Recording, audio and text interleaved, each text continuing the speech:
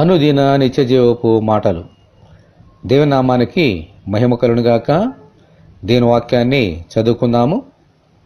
అలాగే మనుష్య కుమారుడు పరిచారము చేయించుకున్నట్టుకు రాలేదు గాని పరిచారము చేయుటకును అనేకులకు ప్రతిగా విమోచన క్రయధనముగా తన ప్రాణం నిచ్చుటకును వచ్చెనని చెప్పాను. మత్తయి సువార్త 20వ అధ్యాయము 28వ వచనం. ఈ లోకాధికారులు తమ పనివారి చేత పరిచారము చేయించుకుంటారు. పనివారు తమ యజమానులకు పరిచారము చేయవలసిందే. అయితే పరలోకం నుండి దిగివచ్చిన మన ప్రభువైన యేసుక్రీస్తు తాను యజమానుడై ఉండి కూడా తన శిష్యుల చేత పరిచారము చేయించుకోలేదు.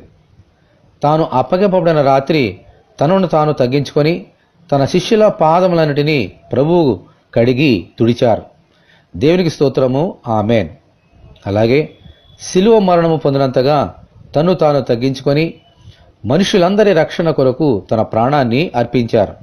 అందుకే దేవుడు ఆయనను అత్యధికముగా హెచ్చించి అన్ని నామముల కంటే పైనామమును ఆయనకు అనుగ్రహించారు. ఆమేన్, హల్లెలూయా. మనము కూడా క్రీస్తు వలె తగ్గించుకొని పరిచారకులుగా మారితే దేవుడు తగిన సమయమందు మనలను హెచ్చించి ఆశీర్వదిస్తారు. ఆమేన్.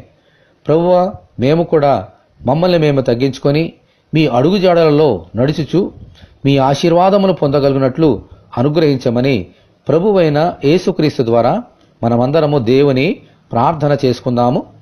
ప్రభువా, మీరు దేవుడై ఉండి కూడా ఈ లోకానికి అధిపతివై ఉండి కూడా ప్రభువా మిమ్మల్ని మీరు తగ్గించుకొని ఈ లోకంలో అవతరించారు.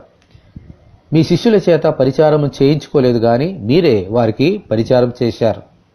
ఎంత గొప్ప దేవుడునైనా మేము కూడా ఇటువంటి తగ్గింపు జీవితాన్ని కలిగి పరిచారకులుగా ఈ లోకంలో జీవించే భాగ్యము, మమ్మల్ని మేము హెచ్చించుకొనక తగ్గించుకునే భాగ్యము మాకు అనుగ్రహించండి.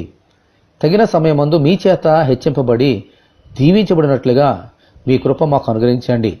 ఈ వాక్యం వింటున్న నీ బిడ్డలందరినీ మమ్మలను అలాగూ దీవించమని యేసు అతి పరిశుద్ధమైన నామములో ప్రార్థన చేయుచున్నాము తండ్రి, ఆమేన్. ప్రభువైన యేసు సన్నిధి మనకు తోడే ఉండి నడిపించునుగాక. ఆమేన్. పరిశుద్ధ దేవుని మందిరం.